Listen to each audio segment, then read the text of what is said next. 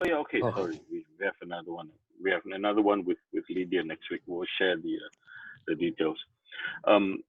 Yeah. So today we have Pak Ence as our moderator, and we have also Ruben, who will be sharing his experience with black and white, and of course with the Q2 monochrome. So Ence and Ruben are both ambassadors for Leica Store Jakarta. They've been with us for 3 years, and we thank you for the time and the effort. Again, this session will be conducted in Bahasa.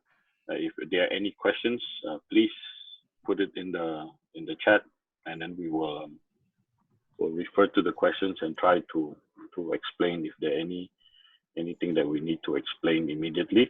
Otherwise, I will mute all the participants so that the connections will be smooth.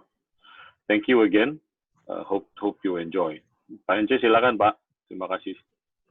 oke, terima kasih kepada Pak Bernard yang sudah mengadakan acara ini bersama Bu Jacqueline dari Leica Store Jakarta.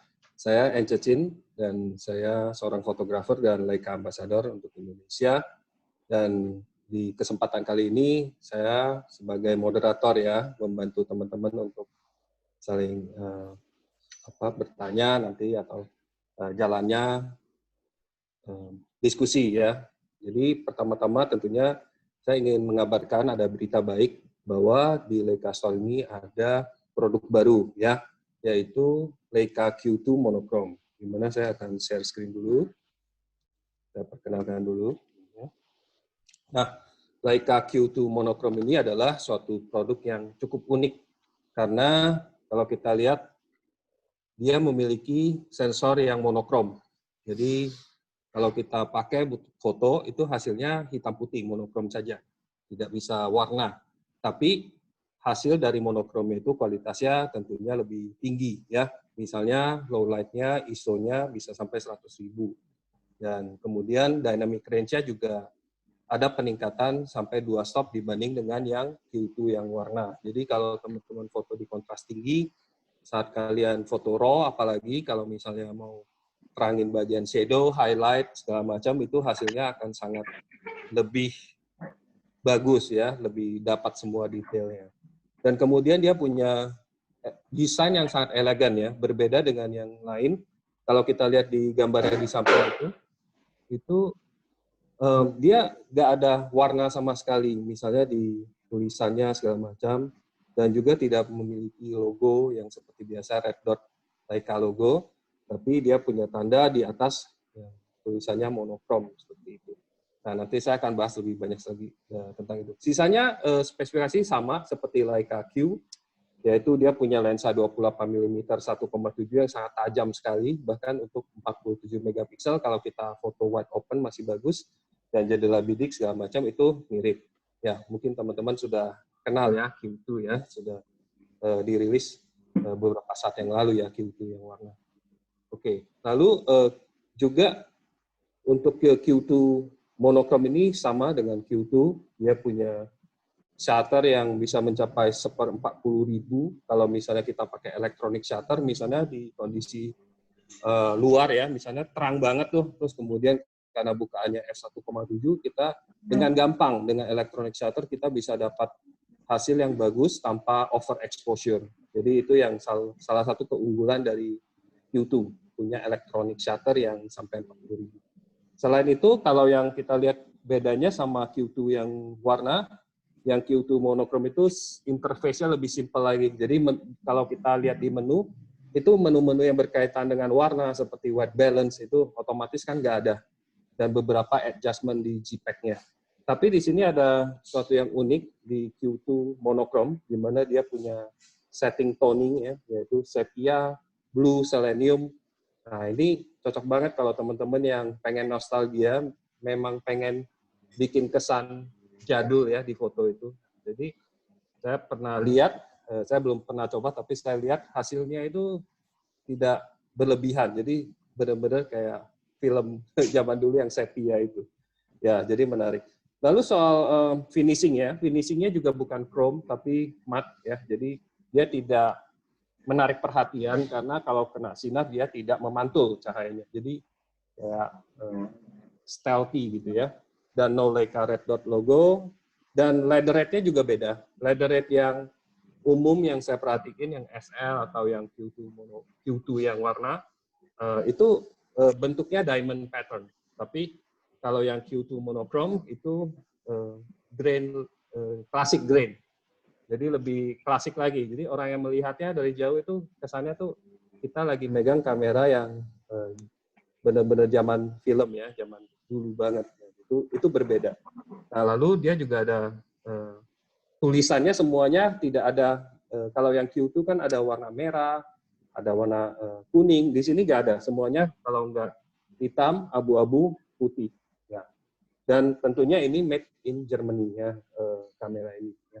Jadi memastikan quality control yang sangat bagus. Ya, saya dengar-dengar bahwa Leica Q ini salah satu yang punya kualitas kontrol yang sangat tinggi. Untuk orang yang mesti servis itu sangat sedikit sekali, kalau nggak salah 0,5%, jadi sangat sedikit dibanding dengan yang kamera-kamera pada umumnya. Jadi kualitas kontrolnya teman-teman bisa tenang di sini dengan Leica Q. Ya. Oke, soal aksesoris itu tentunya ada hand grip baru. Kenapa ada hand grip baru? Karena ladder rate-nya beda. Jadi untuk menyamakan itu klasik ladder rate-nya ini ada yang baru. Meskipun yang Q2 mesinnya bisa pakai juga, tapi diamond pattern, jadi agak beda. Kemudian yang menarik juga, karena ini black and white, teman-teman mungkin pengen bikin landscape yang dramatis, yang langitnya mungkin gelap banget dan sebagainya, itu perlu filter ya. Jadi salah satu filter yang populer ya yellow, green, sama orange. Jadi kalau misalnya landscape mungkin orange, kalau portrait biasanya orang pakai yellow ya untuk segala keadaan. Green untuk keperluan khusus ya. Kemudian ada Q2 thumb support, ya ini bisa dipakai juga kalau udah punya yang Q. Ada protector, ada carrying strap, ada waist strap, ya standar aksesoris. Dan tentunya karena dia menggunakan, dia punya fisik yang sama, maka juga menggunakan baterai yang sama, dan juga tersedia flash bagi teman-teman yang mungkin suka flash fotografi. Leica ternyata punya flash juga, dan flashnya kecil-kecil ya, SF40, 60 ya, ini 60 itu cukup powerful tapi ukuran kecil. Dan juga kalau yang mau remote control flash misalnya untuk strobis ya, itu juga ada. Jadi kurang lebih seperti itu untuk Q2 monochrome ya. Nanti kalau teman-teman pengen tanya tentang produknya atau apanya, silakan bisa di chat. Kalau memang sudah tidak sabar ingin mencoba, tentunya Leica Store Jakarta di Plaza Senayan lantai 3 itu ada. Ya, jadi siap teman-teman bisa ke sana untuk mencobanya secara langsung ya. Seperti itu. Jadi demikian aja dari saya. Jadi saya mungkin persilahkan Om Ruben ya. Jadi Pak Ruben, Om Ruben atau Ko Ruben lah ya untuk bercerita ya, karena Om Ruben ini salah satu yang fotografer yang mendapatkan kepercayaannya untuk mencoba Leica Q2 monochrome ini bahkan sebelum global launching. Nah, ini suatu yang sangat privilege sekali ya. Bahkan saya belum mencobanya sebelumnya. Jadi istilahnya nggak kebagian. Jadi istilahnya jadi oke, jadi Om Ruben akan segera, tapi bukan hanya Leica Q2 monochrome, tentunya kita ngomongin topik yang lebih luas lah ya, tentang black and white fotografi. Jadi gimana nih sebenarnya nih black and white fotografi kalau di Indonesia, mungkin black and white fotografi sesuatu yang masih banyak orang salah paham ya tentang black and white. Kenapa kalau bisa foto warna kenapa hitam putih? Nah, mungkin dari presentasi sharing dari Ruben ini bisa lebih mencerahkan. Jadi bagi teman-teman yang juga ingin berkomentar, bertanya, silakan nanti saya akan coba monitoring bagian chatnya. Kalau ada pertanyaan nanti saya akan tanyakan kepada Ruben. Oke, silakan untuk share screen-nya mungkin. Thank you, Cek. Oke. Oke, selamat malam teman-teman semua. Selamat malam, terima kasih sudah bergabung. Udah lama kita nggak ada kelas, setelah kira-kira mungkin 2 bulan lebih ya. 2 bulan lebih dari kelas terakhir. Ini seri workshop dari Leica yang terkini. Ada 4 series, ini series ketiga. minggu depan ada Lydia yang akan bawain, sama masih ceritanya adalah black and white. Oke, buat teman-teman yang pernah melihat karya saya, mungkin tahu kebanyakan saya motret itu color. Kebanyakan color, kenapa kebanyakan color? Karena memang yang saya lihat warna. Yang saya lihat warna sebagai komposisi, warna sebagai leading, dan segala macam gitu. Jadi point of interest ada di color gitu. Kalau itu yang ada di sebenarnya ada di default yang biasa saya lakukan gitu. Tapi beberapa kali juga saya ngambil foto black and white. Nah, lately memang saya pelajari lebih lanjut lagi tentang sebenarnya black and white fotografi itu apa gitu. Black and white fotografi bukan sekedar memindahkan atau mengkonvert foto warna jadi black and white. Buat saya tidak sesimpel itu gitu. Jadi buat saya memang saya pikir saya harus punya pengertian yang berbeda, saya harus punya pemahaman yang berbeda tentang gimana sih saya menghandle black and white fotografi. Di kenyataannya kondisi real yang ada kita lihat sebenarnya kan semua berwarna. Semuanya berwarna, dan begitu jadi black and white sebenarnya itu unreal. Itu tidak real lagi gitu. Karena sebenarnya yang kita lihat kan berwarna gitu, kayak kulit manusia warna kuning, coklat gitu kan, hitam gitu. Atau tumbuhan warnanya hijau, tapi begitu jadi black and white itu hilang semua. Nah, buat saya jadi sebenarnya black and white itu unreal karena tidak mencerminkan kondisi yang sebenarnya. Ada yang hilang dari fotografi black and white.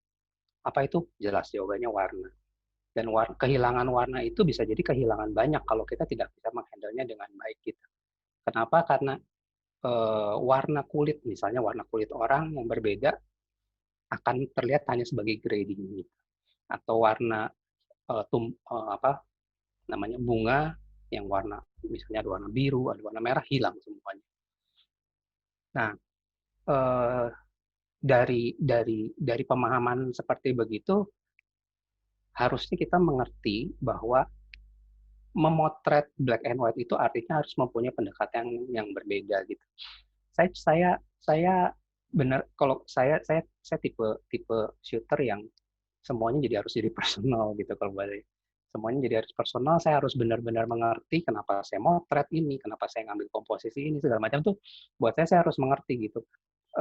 Buat saya motret bukan sekedar oh ya harus bagus ya, tapi saya harus happy, dan untuk happy itu saya sejadinya banyak mikir sendirilah gitu. Oh iya, kalau black and white harus begini. Agak rumit memang, tapi ya saya enjoy dengan kesulitan yang ada itu. Oke.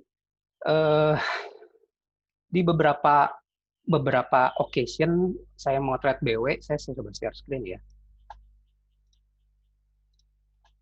Bentar. Oke. Beberapa occasion saya motret menggunakan sorry sebentar. Menggunakan black and white. Bisa dilihat ini share screen-nya? Bisa. Ya? Bisa. Oke. Beberapa kali saya pakai untuk menjelaskan ruang. Jadi biasanya arsitektur segala macam itu ya saya pakai untuk menjelaskan ruang, dan karena ruang itu sebenarnya dijelaskan dengan nggak dengan warnanya gitu. Jadi ini saya potret di salah satu buildingnya Tado Ando di Osaka kalau nggak salah. Ini di Osaka. Ini di Osaka. Nah, Tado Ando itu punya karakter semuanya warnanya pakai warna plastik gitu ya. Jadi temboknya dia pakai semen, finishingnya. Jadi color itu benar-benar bukan hal yang jadi bagian dari arsitekturnya Ando. Nah, saya pikir ini tempat yang tepat untuk saya menggunakan media black and white untuk menjelaskan space tanpa terdistract sama sekali oleh warna gitu.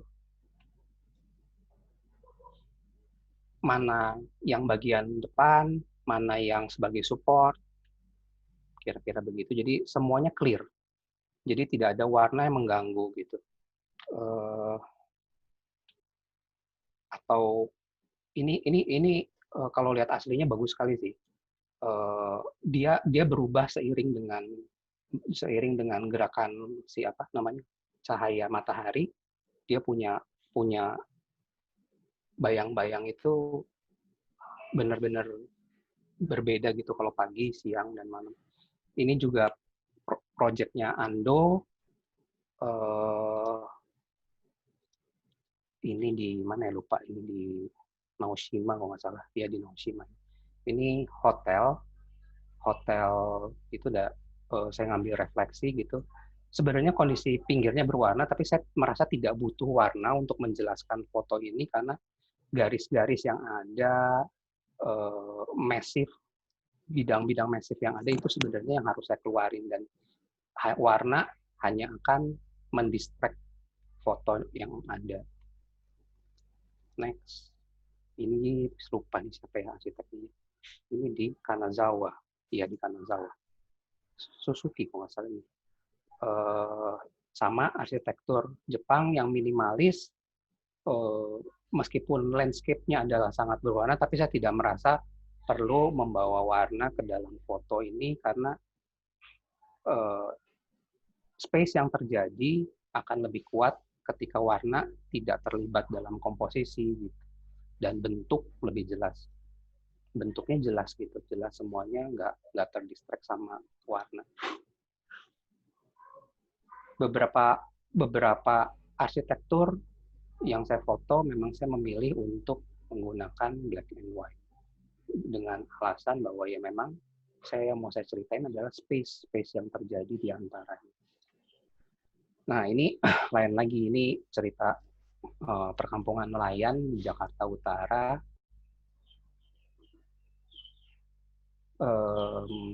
Saya motret dari atas.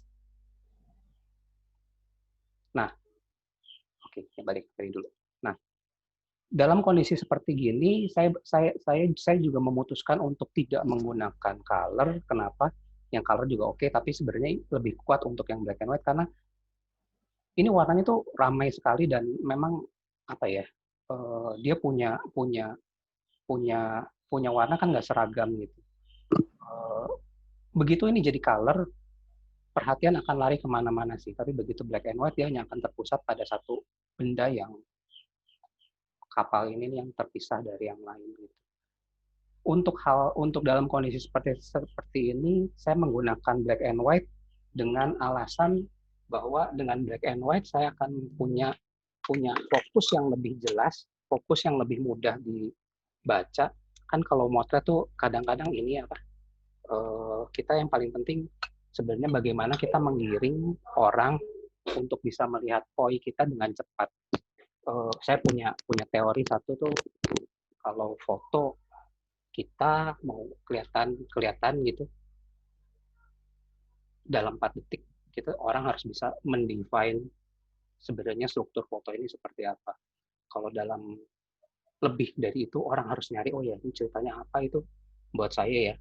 Itu foto yang mungkin harus dipertajam gitu. Nah, dengan asumsi demikian, saya pikir black and white foto itu akan meliding dengan lebih cepat kalau dia punya karakter seperti dalam foto ini. Jadi terlepas dari lingkungannya, background-nya kontras, dan ya warna-warna jadi juga tidak penting lagi gitu. Ini contoh lain, ketika form jadi penting, ini kan kelihatan 1, 2, 3 gitu, kapal atau pencong gitu. Terus gitu ya, lagi jadi yang dilihat lagi bukan warna atau shadow and highlight seperti ini. Nah, begitu masuk ke ini foto saya tahun kapan ya, 2015 kali. Foto 5 tahun, 6 tahun lalu. Jarang sekali saya memindahkan foto yang berwarna jadi black and white, kecuali memang benar-benar foto itu cocok untuk black and white. Salah satunya ini saya motret di Jakarta, lagi di satu perkampungan, lagi ada banjir waktu itu. Jadi orang-orang lagi bersih-bersih gitu, lagi bersih. Saya ikut nyemplung juga waktu itu, sepinggang di Jatinegara ini.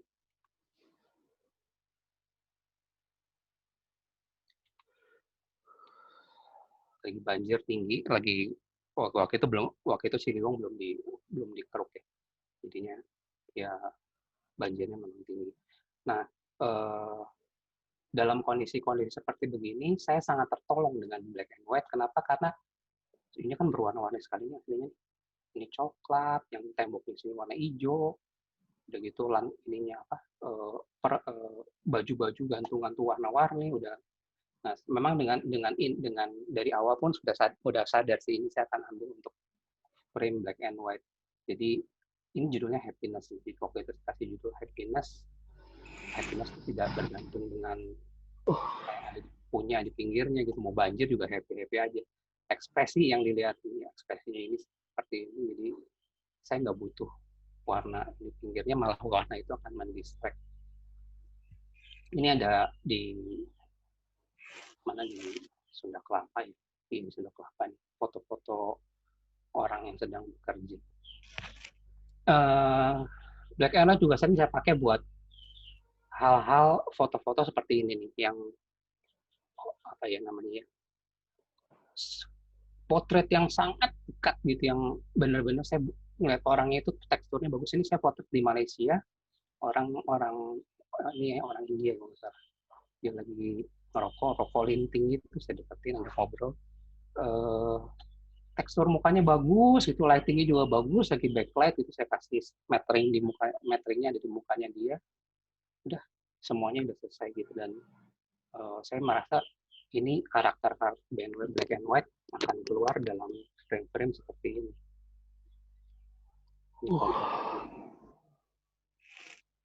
Ini di stasiun Bandung ya, kondisi lightingnya backlight semua dan warnanya sangat berantakan. Kan tahu sendiri namanya kereta api, yang ini warna merah sama oranye gitu, yang ini warna biru, ini warna hijau. Aduh, kalau mau komposisi warna gimana nih ngerapiinnya? Saya nggak udah gitu, tiang-tiang ini warna putih dan biru kalau nggak salah ini, terus ada garis di lantai oranye gitu. Aduh, gimana ngerapiinnya ya? Kayaknya ya begini-begini nih, kayak gini-gini pasti gitu main black and white gitu jadinya. Nah, ini hobi lama, belusukan ke kampung-kampung, masih di sekitar rel kereta api. Ya, kalau belusukan ke kampung, teman-teman tahu sendirilah, namanya kampung, warna nggak ada yang bisa diatur gitu. Dan kadang-kadang kalau kita mau ngambil entire itu model begini, ya repotnya udah bener-bener repot gitu. Warna tuh bisa sangat-sangat dominan. Ini ada di sini, saya ingat sini ada satu warna oranye atau merah gitu, kuat sekali, udah kebingungan. Kalau motret pakai angle gimana pun gitu ya, sebelah sini tuh pasti keluar. Sementara yang saya butuhnya fokus ke sini sih. Ini udah belakangnya udah clean nih, udah putih, si orangnya udah cukup gelap. Itu aja masih nggak cukup untuk menyederhanakan scene ini menjadi scene yang cukup kuat. Jadi, wah ini kayaknya benar-benar frame BW deh, ya udah gitu. Nah, tapi memang waktu zaman itu saya masih berlari-lari antara BW dan color. Ini contoh-contoh seperti gini pasti pada kebayang ini warna apa nih, oranye nih, teh botol. Udah gitu depan sini nih ini lumutan, warnanya warna agak hijau, ini ada gantungan segala macam. So simple dengan BW, so simple semuanya jadi lebih sederhana. Balik lagi ke tujuan awal, aim saya dalam memotret adalah menyampaikan apa yang message yang mau saya sampaikan dengan clear sampai ke audience. Dan salah satu bagian dari menyampaikan message itu dengan tepat adalah ngasih poinnya jelas gitu. Poinnya jelas, poinnya harus clear gitu. Yang lain lagi.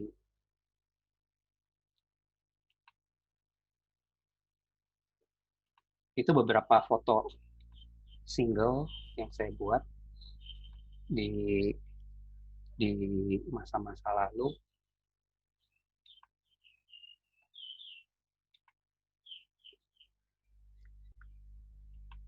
Jadi balik lagi, memotret color dan memotret black and white itu bukan sekedar mengkonversi dari ini color, ya gue pengennya black and white gitu. saya pengen foto black and white, ya udah semua foto black and white tinggal di convert, semua foto color tinggal ke convert ke black and white. Nggak bisa begitu sih. Kalau buat saya, how handle black and white dan how you handle color is a different things. Yang pasti pertama, kita harus hati-hati sekali dengan background. Background, foreground harus hati-hati sekali. Karena ketika kita motret warna, kita dibantu oleh color yang meliding, yang misalnya ngebantu kita untuk memilih point. Tapi begitu black and white, color itu hilang gitu. Ini contoh yang sebenarnya sangat baik untuk menjelaskan foto black and white itu harus seperti apa. Ini pernah saya print juga. Di depan ini benar-benar gelap, hitam, yang ini agak-agak abu tua, yang belakang ini abunya abu muda gitu. Jadi kelihatan ada tiga gradasi kedalaman, satu paling depan, keduanya tengah, paling ketiga di belakang. Nah, black and white foto juga sebenarnya akan sangat kuat kalau kita mau mengeksplorasi detail. Ini potret makakus ya kan, makakus monyet. Saya ngeliatin ini kok ada sidik jarinya ya, ternyata sidik jari loh monyet, baru tahu kan, saya juga baru sadar ada ini. Monyetnya dekat sekali di balik cermin, di balik kaca. Saya motret dia gitu, diam aja gitu, senang kali foto. Ini detail-detail ini, rambutnya segala macam itu kena lightingnya tuh pas banget gitu. Saya pikir kalau ini dibikin, saya udah coba berusaha dengan f sekecil mungkin untuk ngasih depth yang dalam, tapi color-nya tidak terlalu memuaskan. Jadi memang saya ini kayaknya ini ya, inilah salah satu kenapa kapan fotografi black and white dipakai gitu. Pas lagi low light seperti ini juga saya sering kali pakai black and white. Oke, itu untuk yang single foto, beberapa single foto yang pernah saya buat. Sekarang saya mau sharing satu sebentar ya. Satu project saya, ini project lama tahun 2016 kalau nggak salah. Ini tong setan. Tong setan itu oke. Ini tong setan ceritanya. Jadi tong setan itu sebenarnya namanya bukan setan sih, namanya aslinya tong stang gitu. Jadi cuman orang-orang Indonesia jadi lidahnya jadi setan jadi miss apa bahasanya miss lah, tapi sebenarnya stang itu jadi stang motor gitu, stang sepeda. Ini atraksi yang beberapa teman foto beberapa kali motret kali belakangan ya. Ini saya motret ini tahun 2015 atau 2014 malah. Jadi dia muter-muter gitu di dalam sini. Saya waktu itu saya ngikutin rombongan ini sampai mereka pindah-pindah beberapa tempat dari pasar malam sampai berapa kali, 7, 8, 9 kali gitu saya ngikutin. Terus saya ikutin foto terus. Ini long project waktu itu dulu. Yang ada di sini nggak lengkap sih fotonya. Cuman memang dari awal foto series ini saya buat black and white. Benar-benar sadar mau dibuat black and white, sepenuhnya sadar. Kenapa? Karena pertama lighting, ketika ini pas lagi siang, lightingnya sangat berubah-ubah. Saya motret dia siang, motret dia malam, kebanyakan atraksi itu pas lagi malam. Pas lagi gini tuh pas lagi malam, dan lampunya lampu merkuri. Lampu merkuri itu kan lampunya kalau dipotret pakai color itu ada kayak gradingnya gitu. Jadi kayak ada garis-garis itu. Wah, udah susah deh, berantakan, bikin satu continuity dari foto satu foto lain tuh hampir tidak mungkin dengan warna gitu. Jadi ada garis orange, garis magenta ya, dominan sekali dan rusak fotonya kalau mau dibikin nyambung satu dengan yang lain tuh kayaknya nggak mungkin deh itu udah. Jadi akhirnya dari awal memang saya putuskan memang karena masalah teknis, udah foto ini harus black and white. Di samping masalah teknis adalah masalah feelingnya bahwa foto ini, series ini adalah series yang harus keras, karena emang ceritanya adalah cerita sesuatu yang keras, dan saya pikir bukan warna pilihannya. Oke, ini foto tong setan ketika siang-siang, ketika mereka lagi masih istirahat gitu. Mereka kalau istirahat tuh siang, baru bangun jam 12 gitu, karena mereka kalau manggung tuh kan sampai malam. Kan mereka biasanya tuh ada di pasar malam, dan mereka manggung sampai jam 1 malam, sampai jam 2 malam gitu. Belum sudah itu beres-beres, jadi siang-siang biasanya waktunya mereka tidur. Mereka tidur bareng di sini, di tempat ini ada berapa orang, 2-3 orang gitu. Tidur di sini, ada motor, di kandang motornya. Ini salah satu aktornya gitu. Yang saya ikutin di sini itu tong setan yang ada 3 motor dan 1 sepeda. Jadi 4, pemainnya 4. Ini pas lagi malam hari, begitu malam hari biasa mulai aktivitas di belakang ini, kelihatan ada pasar malam. Ini saya dimotret orang lagi beli tiket untuk masuk ke wahananya. Nah, ini pintu masuk ke si tong yang tadi. Motor-motor kelihatan ya di belakangnya. Salah satu pengendaranya, mereka lagi belum mulai pertunjukan. Ada 3 motor dan 1 sepeda. Katanya sih sepeda ini yang pertama kali dipakai buat pas lagi mereka baru belajar. Jadi kalau udah bisa baru naik motor. Nah, motornya yaitu semuanya dipretelin supaya ringan dan ada modifikasi di mesinnya. Nah, ini orang ini lagi nyetel waktu itu sebelum pertunjukan, dia lagi nyetel mau siapin motornya seperti apa.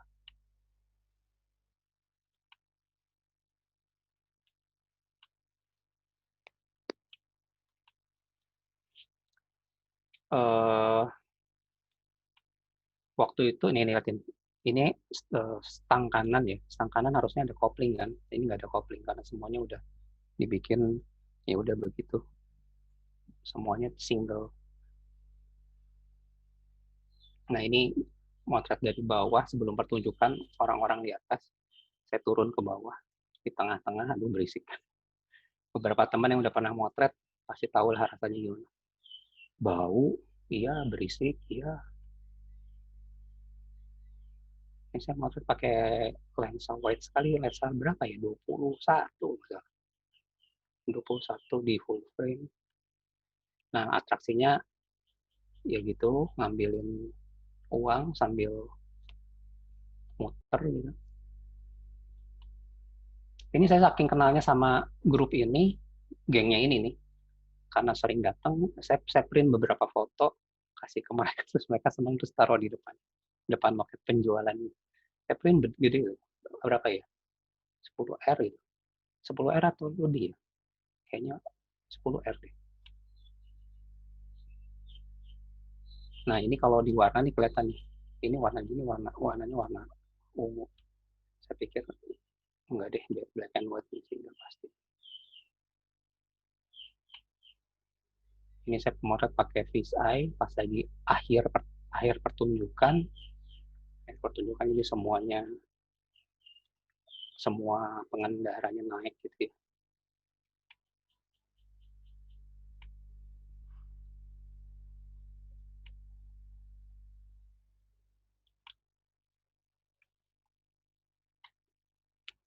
Nah, ini akhir pertunjukannya, terus udah gitu saweran uang. Mereka kumpulin uang yang dibagi nanti ke masing-masing pembalap yang lain, pengendara yang lain. Itu sih project yang pernah saya buat untuk dengan black and white. Ada pertanyaan dulu nggak? Cek? Ya, gimana teman-teman? Keren banget ya. Ada pertanyaan mungkin dari kedua ini yang ditunjukin tentang black and white? Kayaknya belum ada. Jadi saya aja ya yang nanya duluan ya untuk mancing-mancing nih. Kalau teman-teman mau nanya tentang black and white atau apa ke Ruben ya, silakan. soalnya ini kesempatan yang bagus sekali. Ngomong-ngomong, thank you ya, udah 70 partisipan di sini pada ngumpul di hari Minggu ini. Nah, tadi ngomong-ngomong saya lihat ada beberapa takeaway point lah. Misalnya salah satu yang dibilangin bahwa dengan black and white lebih bisa clear ya fotonya, misalnya arsitektur untuk ruang, dan ini bisa orang langsung lihat formnya tanpa terdistraksi dengan warna, misalnya itu salah satu. Nah, jadi salah satu maksudnya tujuan black and white bagi seorang Ruben juga salah satunya kan untuk supaya lebih fokus ya, bisa lebih fokus. Alasan pragmatis lah. Nah, tapi kalau dari foto hitam putih sendiri, Ruben ngelihatnya gimana? Apa ada kekuatan foto hitam putih itu punya kekuatan nggak gitu? Selain untuk misalnya karena di lapangan warna ini terus, tapi kalau foto hitam putih sendiri menurut Ruben itu dibandingkan dengan warna ya, seorang kita tahu bahwa Ruben ini kan hobinya warna ya. Kalau hitam putih itu kalau Ruben lihat ada kekuatannya nggak? Ada apa kesan dari hitam putih? Nah, sekarang lucunya yang di webcam juga hitam putih ya, ini kesannya kuat banget. Jadi gimana tuh? Itu tadi yang seperti saya bilang awal, sebenarnya BW foto itu nggak real, karena kondisi real kita kan sebenarnya tidak hitam putih gitu. Jadi sebenarnya kita tuh kehilangan warna ketika kita memutuskan memotret hitam putih. Nah, kalau kita udah kehilangan sesuatu warna gitu, kita mesti dapat sesuatu yang lebih baik. Maksudnya, apa sih untungnya kita mengambil black and white pada kita kehilangan warna? Kalau buat saya adalah misalnya ya ekspresi seperti gitu, atau detail, atau spasial, ya apa namanya, ruang yang terjadi itu sebenarnya keuntungan yang harusnya kita dapat ketika kita memutuskan mengambil potret di hitam putih. Yang lagi-lagi ini pendapat pribadi ya. Please nggak setuju kalau misalnya ada teman-teman yang punya pendapat lain. Yang sering jadi misconception adalah sebenarnya foto BW scene yang sebenarnya punya kekuatan untuk color, jadi colornya menonjol, diambil untuk BW dengan alasan oh ya udah karena ini mau ngambil ekspresi gitu. Padahal sebenarnya nggak ada ekspresi apa-apa di situ. Orangnya jauh dan tidak ada ekspresi khusus gitu, tidak ada gesture khusus atau tidak ada detail yang mau ditonjolkan. Sebenarnya yang jadi kadang-kadang jadi mislead gitu. Lagi bottom line-nya adalah once we lose color, what can we get? Apa yang harus kita dapat? Entahkah itu ekspresi satu, entahkah itu detail kedua, entahkah itu space atau apa. Kalau saya mendefine tiga itu sebenarnya yang paling sering terjadi, detail, ekspresi, atau ruang yang akan terbentuk, itu sih. Oke, thank you. Oke, ada yang baru nanya nih, ini dari Alif Lutfia nih. Selamat malam Om, saya mau tanya, kebanyakan foto black and white kan identik dengan street fotografi ya. Apakah ada tips untuk mendapatkan foto objek secara natural? Nah, ini sebenarnya mungkin dua pertanyaan, satu komentar, satu pertanyaan, jadi mungkin satu-satu. Jadi benar juga ya, kalau saya lihat ada di dalam street fotografi itu black and white itu sangat populer ya, sangat populer, bahkan ada grup sendiri kayak street fotografi semuanya BW gitu ya. Nah, itu apakah benar street fotografi itu identiknya dengan BW, dan gimana komentar Ruben ya? Ini komentar aja sih, bukan pertanyaan. Mungkin itu tuh. Bisa ya, bisa enggak. Ya itu tadi kuncinya sih sebenarnya apa yang mau ditonjolin. Once mau nonjolin detail, ya go to detail gitu. Jadi waktu street fotografi itu apakah kita harus switch ya? Jadi misalnya kita lihat, oh ini kayaknya bagusan black and white, terus saya yaudah foto black and white, terus saya lihat warna, terus saya ubah warna. Atau waktu kita berangkat, misalnya sebelum berangkat kita, saya memang mau hitam putih gitu. Better pendekatan seperti apa, Ben? Kalau Eh, soal nah, itu salah satu contoh eh, yang orang sering bilang kita punya matanya hitam putih sama matanya color sama matanya color sama matanya BW itu beda. Contoh ini nih frame ini. Mungkin ini nggak akan terlalu pengaruh banyak ketika kita ngambil color atau BW karena surrounding sininya pinggirnya sini nih si tiang-tiang apa papan-papan kayunya ini kan udah warnanya kan udah warna yang monoton monokrom juga gitu.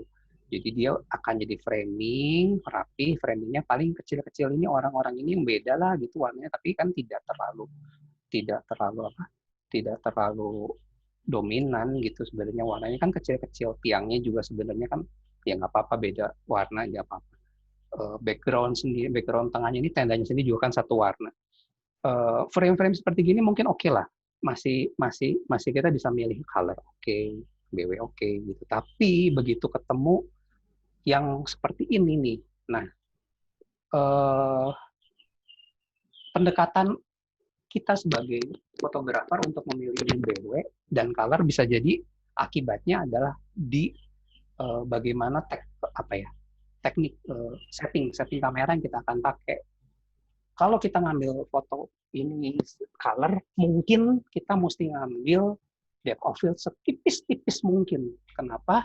Karena bagian belakang background ini harus kita hilangin karena warnanya berantakan.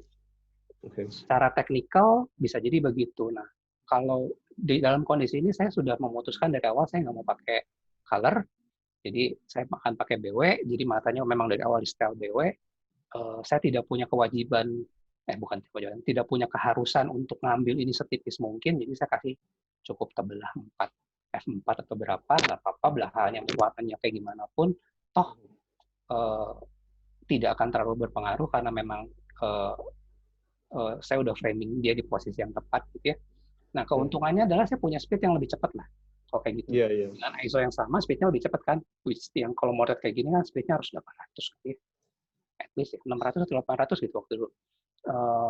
Ya itu. Jadi sebenarnya ujung-ujungnya bisa jadi keputusan BW atau color itu akan berpengaruh ke setting.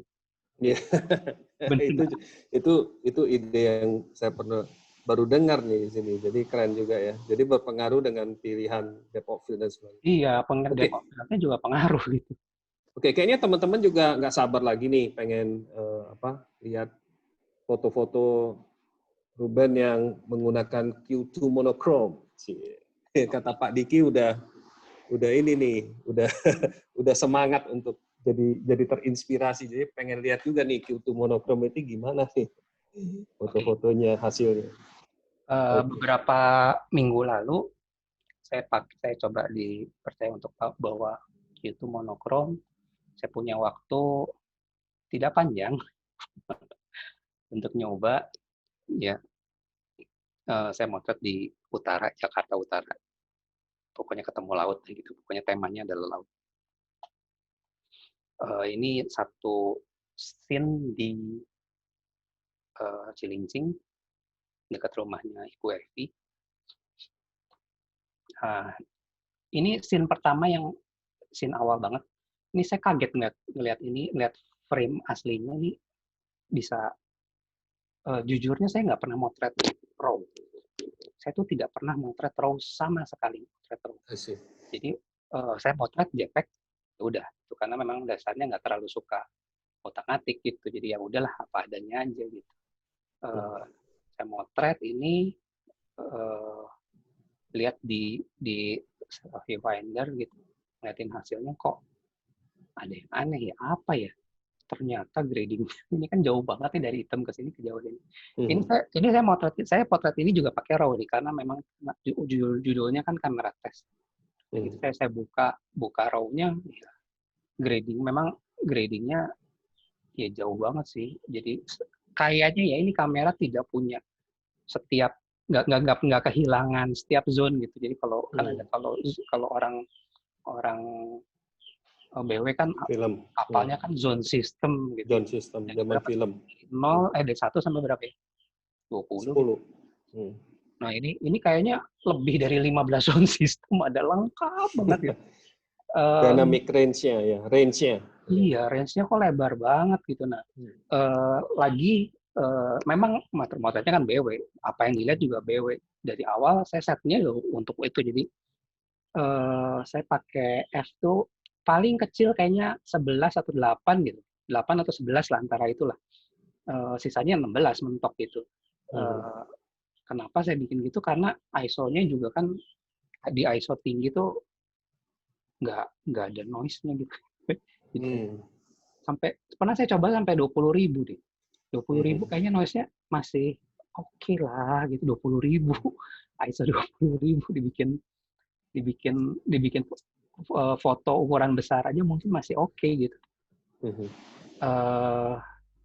Ya jadi setting ya itu tadi ketika pemilihan mengambil foto black and white akhirnya berujung pada perubahan setting kamera gitu. Biasanya saya biasanya setting standar saya adalah speed priority. Jadi speednya saya kunci, ISO-nya saya lepas. Kadang-kadang kalau saya butuhin si apanya tuh aperturnya saya rubah. Tapi saya punya satu yang lepas nih, ISO-nya masih goyang nih. Tapi main-nya adalah speed priority.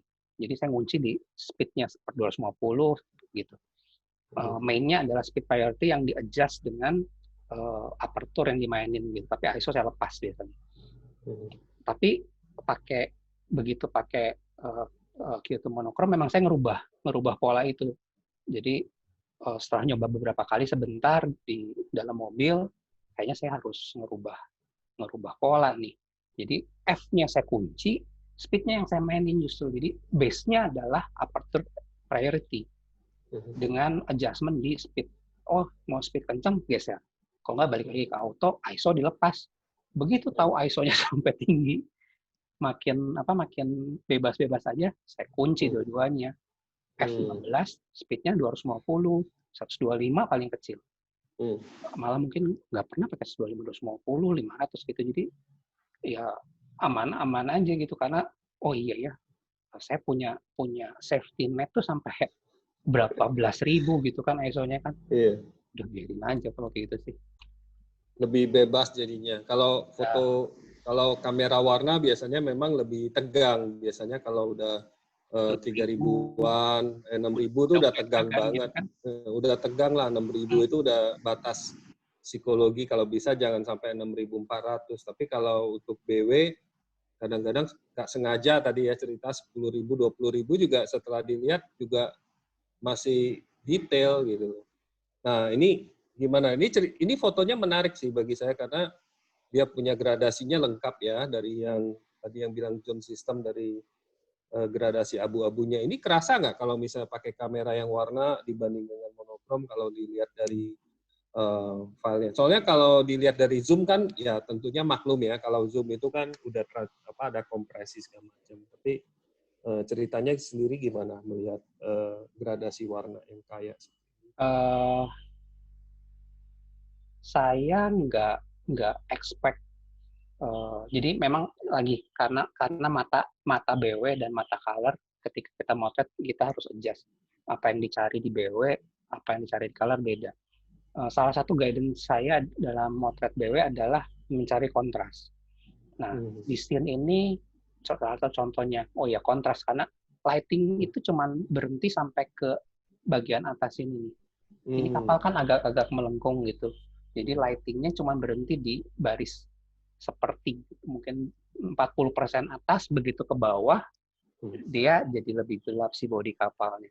Nah, cuman orang ini karena dia posisinya recess dan debunya juga recess, jadi dia kena lighting yang berbeda. Seperti tempelan, but ini straight out of camera. Jadi benar-benar apa adanya ya begini gitu. Jadi guidance memilih kontras itu kayaknya memang salah satu guidance yang harus dimengerti sekali gitu dan dipahami sekali gitu. Jadi matanya benar-benar harus oh ya kontras. Ke situ ya. Ke lighting menjadi sangat penting ya. Jadi kemampuan melihat cahaya bagian terang dan gelapnya kalau bisa ada perbedaan. Nah, ini ngomong-ngomong ada pertanyaan nih dari Pak Diki Adiwoso dan penasaran juga saya karena saya sendiri belum pengalaman megang kamera monokrom itu. Jadi waktu kita pakai viewfinder atau pakai LCD, apakah itu warna atau BW dan juga bagaimana apakah clear gak gitu waktu motretnya clear gak kelihatan kayak yang tadi katanya John System atau apa maksudnya kaya gak gitu kualitas dari ininya. Kalau nggak di zoom nggak kelihatan Pak Diki. Kalau nggak di zoom, Tapi waktu foto itu warna tampilan di jendela bidik itu warna atau BW gitu? BW. Jadi di BW. BW, di viewfinder juga BW. Juga BW ya. Iya. Jadi itu membantu lah kita untuk previsualisasi kira-kira kita dapatnya apa. Kalau ya bisa ya di saat memang udah kayak gitu ya settingnya. Satu lagi ya yang pengaruh ya sebenarnya metering. Ya, ini hal baru nih. Jadi di masa-masa lalu, di kondisi-kondisi atau hunting-hunting sebelumnya, saya tidak pernah merubah metering dari spot metering. Jadi saya cuma pakai spot metering saja. Jadi karena buat saya spot metering itu paling nyaman untuk ngukur ngunci. Saya biasa mainannya kan AE-lock-nya tuh selalu main gitu. Jadi ngunci AE-lock tuh enak sekali kalau pakai spot metering karena kejaga terus. Nah, cuman kali ini nih ketika pegang Q2M, saya ngerubah setting meteringnya. Saya pakainya weighted average. Center weighted. Pakai yang average meteringnya kenapa? Begitu saya pakai spot, ternyata ini workflow yang saya punya ya. Begitu saya pakai spot, aduh berat sekali ngerubah-rubah, mindah-mindahinnya gitu, mindah-mindahin mencari kontrasnya dan ternyata cara kerja saya motret ternyata lebih cocok dengan metering average. Kenapa? Dengan kamera yang bisa punya dynamic begitu, mau ya udah pakai average aja. Jadi agak malas sih sebenarnya karena semuanya tidak selesai di kamera. Oke, lanjut. Ada foto-foto yang lain. Ini lagi contohnya saya nggak bisa motret dari dekat ini karena COVID harap maklum. Pas lagi sebelum pergi mikir juga nih, aduh gile, udah lama nggak hunting, sekarang hunting harus pakai masker, nggak bisa deket-deket lagi. Dan salah satu frame yang memang saya cari adalah portrait. Gimana cara saya bikin motret portrait tanpa harus dekat? Ya pakai tele gitu kan. Pakai tele juga si Q kan 28, tapi kan dia ada digital crop-nya kan. Saya nggak pakai digital crop-nya sih, saya tetap pakai 28-nya, cuman saya crop di komputer ini. Ini hasil crop kira-kira 75, mungkin sampai. Iya, hampir 75. Wow. Kira-kira 75 lah, ini bukan 50 kayaknya. Iya. Ini juga sekalian saya sebenarnya mau nanya juga sih tentang di Leica apa Q2 ya dan Q2 monokrom tentunya ada cropping mekanisme juga ya yang ada yang kayak kita tinggal pencet tombolnya, defaultnya kan di belakang itu kita bisa ganti jadi frame 35, 50 dan 75 seperti itu. Nah, Ruben sendiri pakai nggak itu? Selain itu juga kalau misalnya pakai, misalnya yang seringnya itu ke focal length yang berapa? Yang ke 35 kah, 50 atau kebanyakan ke 75 untuk pengalaman untuk pakai Q atau juga Q2 monokrom tentunya. Itu gimana? Kalau setting kamera, gue punya setting kamera itu memang apa ya? Kamera yang nempel tuh harus benar-benar akomodasi saya punya workflow gitu. Nah, so far dengan Q yang lama, sebelum Q monokrom ini, tombol yang terdekat dengan jempol itu saya pakai buat auto exposure lock. Biasanya, di Q2 monokrom biasanya orang pakai itu buat zoom, digital zoom, 28, 35, 50, 75. Cuman saya nggak pakai itu untuk digital zoom gitu. Nah, saya masih pakai auto exposure lock yang sekarang kalau udah pakai metering. Kenapa saya pakai buat exposure lock? Karena saya pakainya kan spot metering gitu. Jadi saya butuh sekali itu tombol, mungkin kalau di kamera saya udah aus kali. Oh, ya. Pencet terus, Diganti, pencet terus. Jadi diganti pindah. fungsinya jadi AE lock bagi teman-teman yang terbiasa itu diganti. Jadi waktu di komputer di post processing baru nanti terus di crop seberapa Di-crop. gitu ya. Mungkin ya kalau saya pegang lagi ini di sebulan lagi mungkin tombol itu jadi fungsinya bukan AE lock lagi gitu. Iya, karena udah pakai sistem metering yang berbeda ya, yang Iya, lebih. karena sistem metriknya udah beda sekarang. Kemarin nyoba baru sebentar. Tapi kira-kira crop waktu post processing sering crop juga ya ke 50 atau 75 misalnya untuk keadaan Iya, kayak iya. gitu. Kalau ini Dan contohnya kualitasnya masih oke. Kualitasnya frame kalau dilihat di masih oke banget sih kalau ini sih. Nanti di belakang ada satu frame lagi yang kayaknya itu mungkin 200 mili kali di cropnya. 200 mili. Jadi meskipun dia punya satu lensa ya Leica Q monochrome karena dia punya detail sampai ke tingkat pixel 100%, bahkan kalau di 200% masih banyak detail, maka dengan menggunakan metode crop itu seakan-akan kita menggunakan lensa tidak menggantikan lensa telefoto tentunya, tapi kan dengan ukuran segitu kecil ya, jadi bisa dapat detail ini. Nanti kita lihat ya gimana. Langsung lanjut aja deh. Ya, bagaimanapun tapi sebenarnya posisi kaki harus dari awal nentuin ya. Kalau ini memang saya sadar kalau misalnya kondisi normal saya pasti lebih dekat lagi dari ini. Cuman karena memang ini kondisinya tidak normal, saya pakai ini untuk motret di kepala udah pokoknya ini di atas 50 deh. Pokoknya frame di atas 50 jadi ya udah konsekuensinya di setting adalah waktu itu saya rubah jadi 1,7 karena saya mau kepisah sama background gitu. Betul.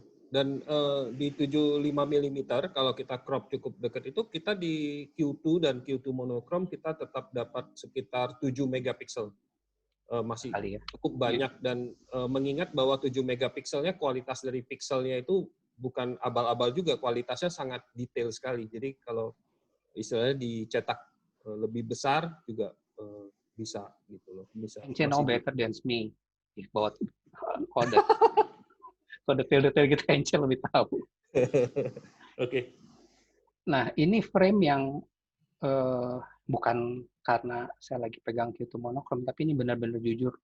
Ini frame ini membuat saya sangat-sangat terkejut loh. Buat teman-teman yang dulu suka post processing pakai Photoshop, saya kurang pandai pakai Photoshop, tapi beberapa teman saya suka pakai Photoshop dan suka pakai efek Silver Effect. Apa ya itu namanya? Nik Silver FX Pro ya? Nik ya benar Nik Silver Effect. Ini di frame ini kok saya ngerasa begitu ya? Padahal ini SOC loh. SOC? Ini SOC nih. Kayaknya ini memang cropnya mungkin 75 lebih kali. Iya, kayaknya Q2 monochrome kalau ketemu tekstur kayak gini dengan cahaya yang berbeda-beda, ada yang gelap, terang, shade of shadow, dia itu kayak saya lihat dari foto-foto teman-teman itu kayaknya nyambung banget, smooth banget. Beda dengan color yang mungkin ada demosaiking proses, kadang-kadang tuh nggak terlalu smooth. Kalau yang ini saya lihat kan smooth sekali ya, dan itu bikin kaget. Kadang-kadang makanya kalau pakai warna kadang-kadang perlu software untuk sedikit manipulasi dia supaya lebih smooth atau gimana lah ya. Tapi kalau Q2 monochrome kita bisa langsung dapat langsung apa yang kita mau mungkin ya untuk yang yang hitam tuh nggak hitam gitu, nggak kehilangan detail, yang terang juga nggak kehilangan detail gitu. Dan kalau warna kan zone kayaknya ada gitu isinya. Iya, saya sangat impress sama foto yang beberapa yang tadi dan yang ini karena saya jadi teringat bahwa fotografer BW Salgado misalnya tentang workers ya. Jadi kebetulan ini pas banget mengingatkan ya nostalgia. Jadi keren. Lengkap dia punya gradasinya. Ini mana ya? Nah ini juga detailingnya ya. Nah ini kayak gini-gini nih. Nah ini yang mungkin 200 lebih kali ini, 200 mili lebih. Ini hasil crop-cropan kalau teman-teman yang tahu ke di Muara Baru, tahu spot ini, tahu berapa jauhnya pilar-pilar ini dari posisi kita motret. Jauh sekali. Sorry, bentar. Nah, ini orang itu tuh duduk di situ tuh. Agak ke sebelah kanan sih. Bayangin itu di crop sampai segini tuh masih oke banget gitu. Iya. Nah, lagi kalau ini sebenarnya 28, mungkin 35 kali ya. Saya crop dikit sini. Di bawahnya masih kelihatan. Nah, ini yang saya bilang shading-nya semuanya halus banget. Halus banget ya. Itu kekuatan dari sensor yang monokrom sebenarnya.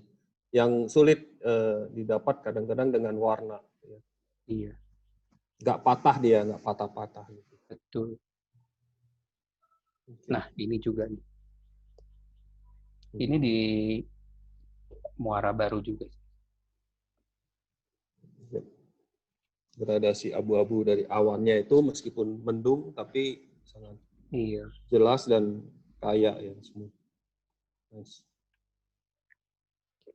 Mungkin kalau beberapa bulan lagi saya pegang monokrom ini settingnya akan berubah sih. Jadi lagi mata BW, mata color beda. Bisa jadi si setting kamera BW dan setting kamera color untuk masing-masing teman-teman juga akan beda gitu. Karena workflow-nya jadi ya kayak tadi saya kasih contoh. Normally saya pakai speed priority, tapi di BW ini saya pakai aperture priority awalnya yang end up dengan baru beberapa jam aja langsung saya rubah tuh. Bukan aperture priority lagi, tapi aperture dan speed priority dua-duanya dipakai. Jadi aperture-nya dikunci, speed-nya juga dikunci. Baru beberapa jam udah berubah begitu. Terus udah belakang-belakang metering juga udah nggak pakai spot lagi. Oke.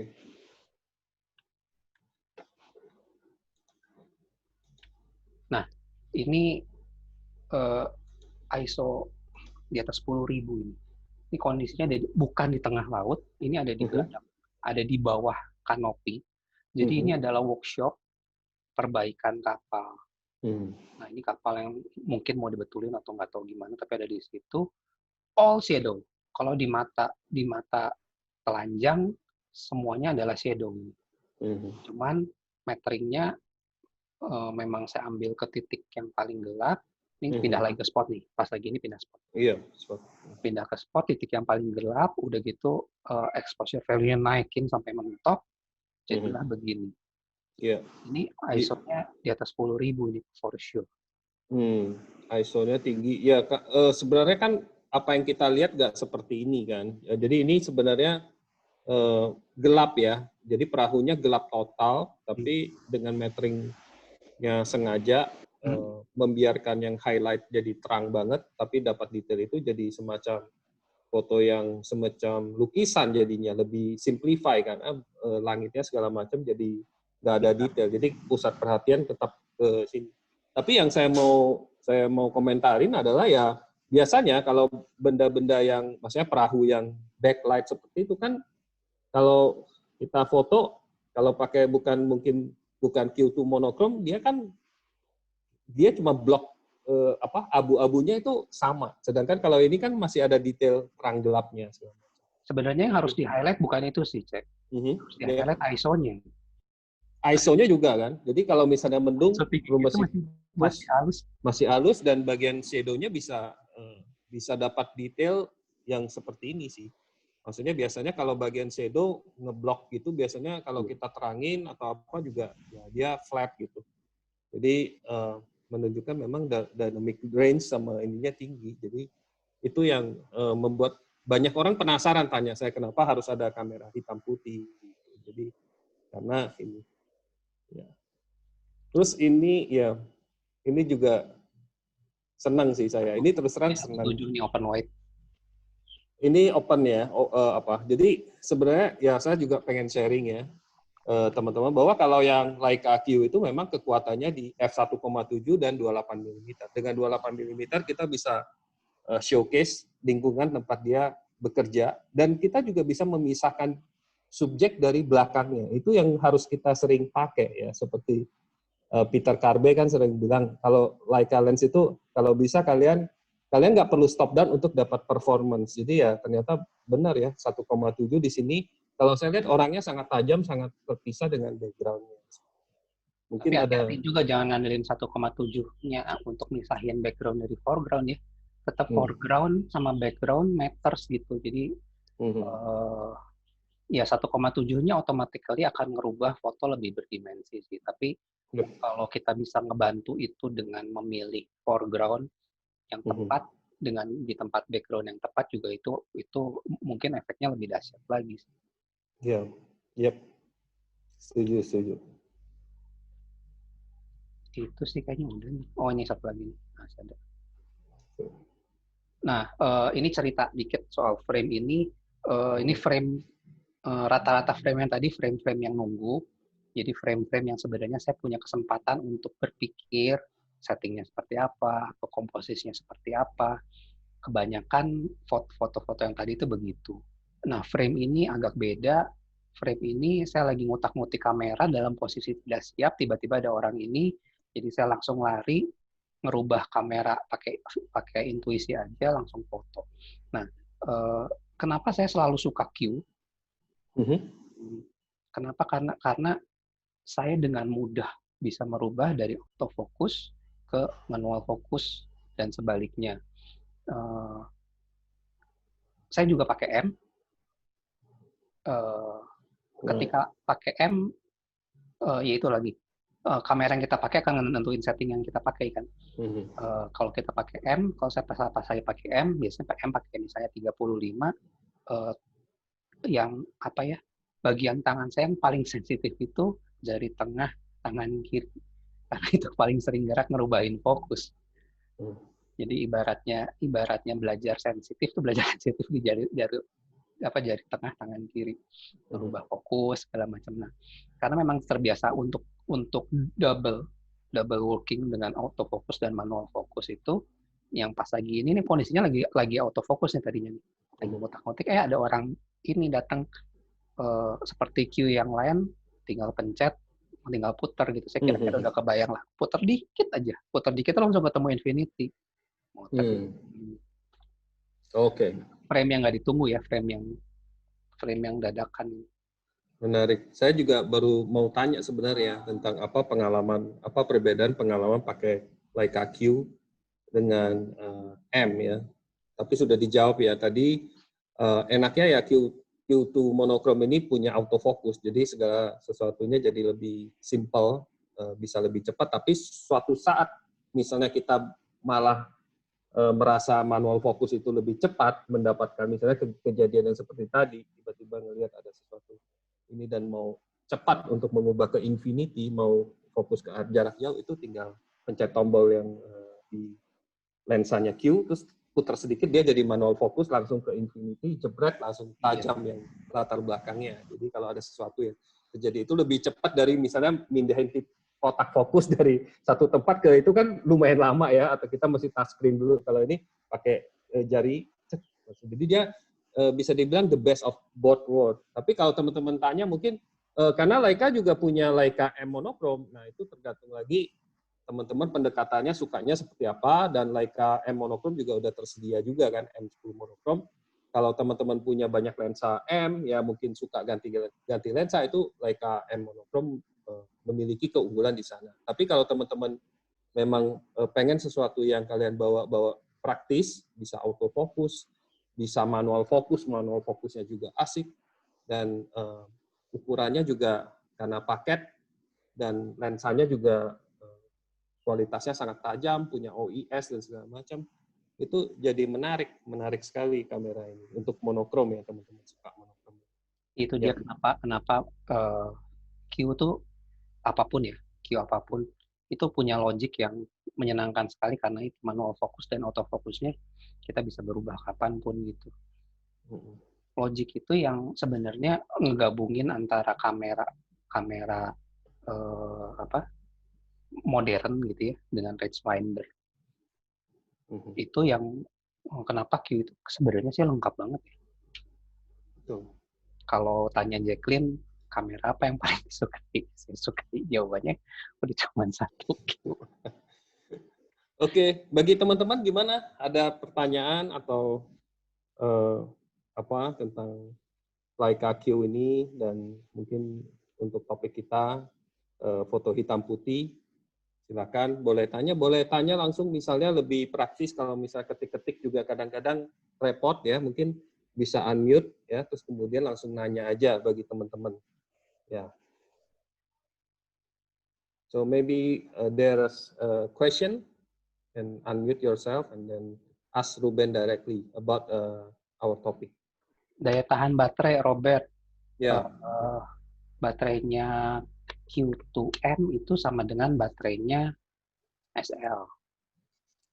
Dugaan ya, sangat menduga bahwa di Q2M dia akan lebih irit daripada di SL. Mungkin tidak seirit kalau baterai itu ditaruh di M. Baterainya kan gede tuh. Mungkin nggak seirit kalau ditaruh di M, tapi dia pasti lebih irit daripada SL. Nah, untuk perbandingan aja, kemarin ini motret hampir 500 frame, baterai masih belum nol. Oke. Ya, karena baterainya SL, jadi gede punya. Jadi intinya teman-teman kalau banding dengan Leica Q atau M10 pasti lebih long lasting sih kalau baterainya. Terus ada yang nanya, Pak Edi, nanyanya kecepatan autofocus Q2 monokrom bagaimana waktu motretnya?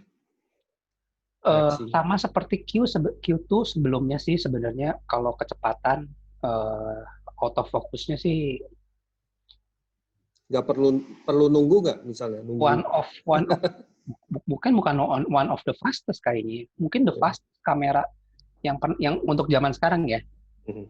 Kayaknya itu paling cepat deh. Autofocus paling cepat sesudah manual fokus. Yang biasa dipakai itu yang kotak ya, field gitu, terus sudah itu langsung difokus ke ini. Jadi memang sangat cepat teman-teman. Kayaknya tuh kalau misalnya dites, sempat waktu itu ngeliat di mana ada yang orang yang bikin rating tes Q tuh ada di atas terus kok. Itu nggak pernah keluar dari 3 besar autofocus tercepat. Nah itu masih Q ya, Q1 ya. Begitu Q2 kan dia tambah cepat lagi. Iya.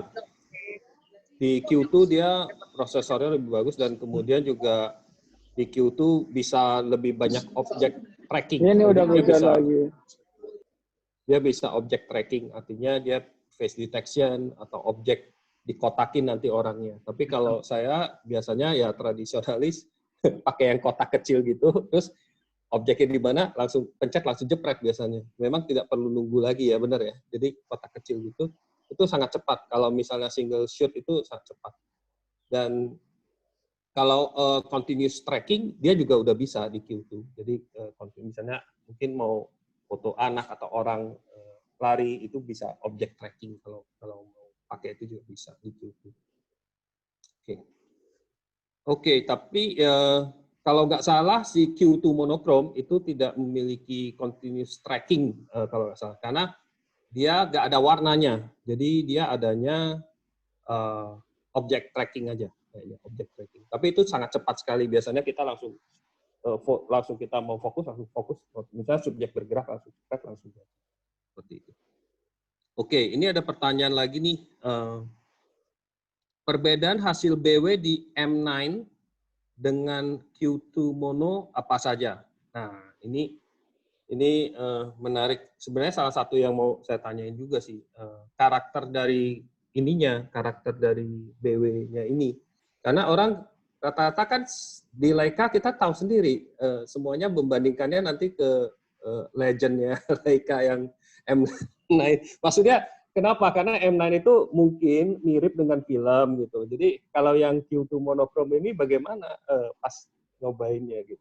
Ini si Steph nanyain antara dua pacar mana yang lebih cantik.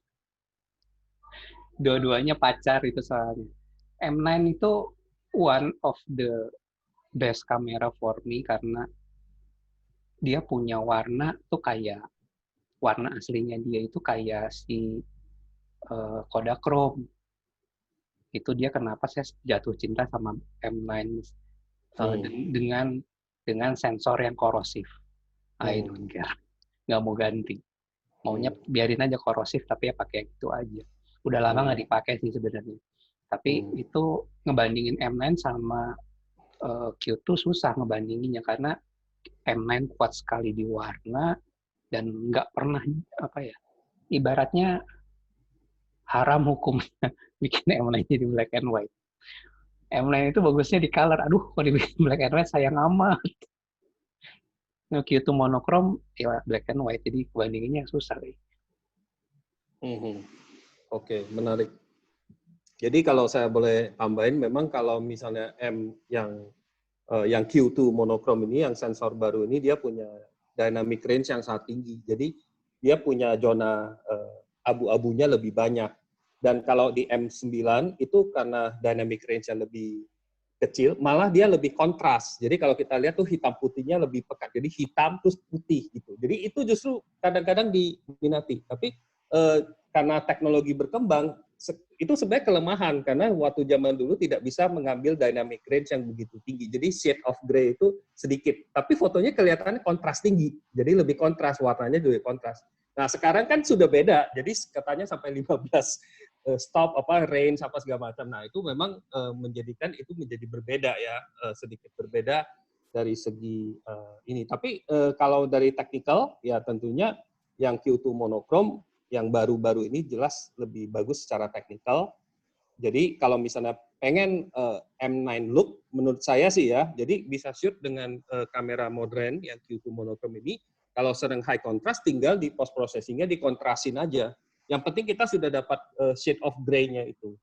Nah, jadi gitu. Jadi black and white itu bukan hanya black and white. Jadi banyak orang salah paham bahwa black and white itu ya fotonya harus kalau hitam dan putih, jangan ada gray-nya gitu loh, jangan ada abu-abunya. Menurut saya sih bukan kayak gitu. Makanya sebenarnya Leica sendiri juga sudah pintar sekali, dia tidak memberikan nama misalnya Leica Q2 black and white, dia memberikan nama Leica Q2 monokrom. Monokrom itu kan artinya juga termasuk gray ya, bukan hitam putih saja. Dan gray-nya justru saya lihat di foto-foto Ruben ini justru meyakinkan, bahkan di keadaan shadow yang backlight tetap dapat gray yang nuansanya berbeda. Itu yang kalau teman-teman suka itu, ini cocok untuk menangkap shade of gray gitu. Ya. Oke. Mario nanya tuh mending BW Oh atau ya. color. Nah, Mario MVP ya. Keren nih. Nggak akan menang sih, Mar. Tetap kalau benar-benar apalagi buat orang-orang yang purist BW dan orang-orang yang sudah mahir sekali berpikir dan memotret dan punya mata BW, nggak akan menang. Nggak akan ada yang menangin kamera yang bisa langsung BW. Karena memang ya contohnya inilah frame. Ya, saya pikir secara teknis kan kita dapat 2 stop lebih bagus, terus kemudian ISO-nya dibanding dengan yang warna juga dapat kurang lebih 2 stop lebih. Dan saya perhatiin juga kalau warna, kalau ISO-nya tinggi kan mulai muncul chroma noise. Jadi bukan hanya bintik-bintik, tapi ada bercak-bercak warna yang magenta hijau yang BW sama aja begitu juga. Gak berantakan. Nah, terus kemudian ada bending, ada kayak garis-garis gitu. Nah, kalau di yang Q2 monokrom ini sepertinya nggak ada ya, atau sangat minimal ya. Paling bintik-bintik doang kan, nggak ada bercak-bercak. Nggak tahu kalau di atas 20.000 ya, tapi kalau 11.000 aja sih nggak ada masalah sih. Ya, jadi saya pikir itu keunggulan dari monokrom sensor sih, karena dia justru nggak ada chroma noise, nggak ada bending semacam itu. Mungkin bendingnya ada kalau 100.000, jadi di ISO yang paling tinggi, ya mungkin jarang sekali pakai kalau kecuali for the sake of review. Kadang-kadang orang review ya dia harus coba ISO-nya ya sampai 100.000. Kemarin lupa nyoba ISO tinggi-tinggi. Lupa. Iya, itu kayak for the sake of it. Tapi kalau kita kan fotografer di lapangan ya kalau nggak perlu ngapain dipaksain sampai setinggi itu gitu kan. Jadi itu saya pikir seperti itu sih. Ya. M9 color-nya amazing, jadi sangat kuat emang. Apakah dari Gun Basuki, apakah dengan manual atau autofocus ya? Jadi tadi udah dijelasin ada dua ininya. Manual oke, autofocus oke. Yang paling Bisa. penting paling cepat bereaksinya dia yang mana sih? Oke. Beberapa orang yang tangannya udah sangat lincah gitu, dia bisa mindahin, dan dia sebenarnya bukan tangannya lincah, dia punya bisa ngebayangin jarak kamera ke subjek berapa, dan dia bisa, oh ya ini 2 meter, jadi dia bisa ngerubah dengan cepat di jarinya untuk focusing. Ya itu mungkin manual fokus akan lebih cepat. Iya, kalau sangat berpengalaman, jam terbang lah kalau dia udah terbiasa. Oke, paling gitu aja ya, soalnya udah gak ada pertanyaan lagi. Mudah-mudahan komentar kita atau bincang-bincang kita bisa bermanfaat ya tentang topik kali ini, street photography, dan juga produk baru kita ya, Leica Q2 monochrome, yang tentunya teman-teman penasaran ini ya, kamera satu-satunya yang membuat kamera dengan sensor monokrom yang bisa autofocus. Ini Q2 monokrom ini satu-satunya kamera di dunia ini yang kalau teman-teman mau cari untuk ini. Oke, saya kembalikan ke mungkin Pak. Gimana? Buat Ibu Evi Herlina itu dekat rumahnya tuh banyak tempat motret black and white tuh. Kayaknya mesti coba. Cocok ya? Iya, cocok untuk motret ini kebanyakan dekat rumahnya Ibu Evi ini nih. Cuman Ibu mungkin nggak ikut hunting.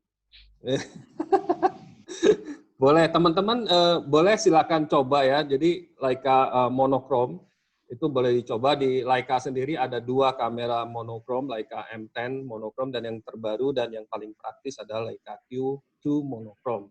Nah, itu cocok banget untuk mendampingi teman-teman untuk hunting street photography ataupun untuk dokumentasi keluarga dan sebagainya, atau bikin art ya. Karena seperti Ruben bilang tadi, karena fotografi black and white itu unreal, jadi itu lebih dekat ke art ya, jadi daripada dokumentasi biasa. Jadi lebih ke, kita bisa explore abstraknya, seperti Pak Jerry sudah menunjukin bahwa dia motret plant ya di rumah, tumbuhan itu bisa jadi abstrak art gitu loh. Itu menarik kalau dicetak besar, juga menarik bagi yang teman-teman suka tekstur, street fotografi itu seperti Ruben, bisa bahkan seperti Roni Jakaria keliling jalan-jalan Jakarta untuk mengekspresikan, menceritakan denyut Jakarta, itu juga kita sudah bahas minggu lalu juga. Oke, paling gitu aja sih dari kita, dan mungkin saya serahin ke Pak Bernard lagi gimana untuk thank you. Thank you Ruben, thank you Ence. Terima kasih semuanya. I think it's a good session for all. Mau info ke teman-teman, minggu depan kami ada satu session lagi dengan Lydia Ho dari KL. Lydia, maybe you want to say hi, just to quickly introduce yourself before your session next week. Are you still around, Lydia? Still mute, Lydia. Hello, I'm Lydia dari Kuala Lumpur, Malaysia. Okay. Anyway, thanks for the invitation that I will share my series for next week. Yeah. Okay. So thank you. So at home. Okay. Thank you, Lydia. Hopefully, I'm sure we'll have a fun session next week. Jadi teman-teman, seperti yang saya sudah share, kalau ada yang mau minta recording session ini, silakan email ke alamat yang alamat toko. Nanti kita akan kirim recorded sessionnya. Other than that, I think thank you for those who outside of Jakarta who has joined. Thank you, Lydia. Thank you, everybody. We hope to see you again soon. Stay safe, everybody. Have a good evening. Thank you, everyone. Thank you, Ruben. Semua. Thank you semuanya. Thank you semua. Thank you, Ruben. Very good. Bye. Bye. Thank you. Thank you.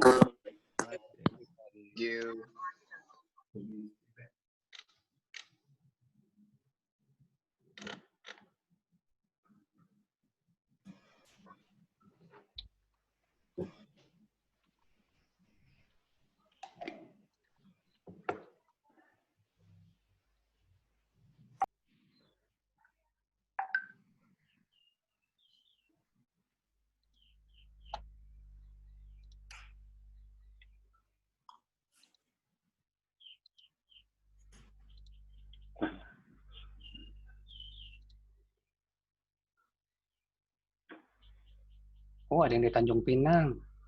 Ayo, Iya. Tanjung Pinang. Tanjung Pinang is near from Kuala Lumpur. Yeah. Ruben, you had the camera for 4 hours 5 actually. and you did such a wonderful work. So nice. Actually, I have what do we say?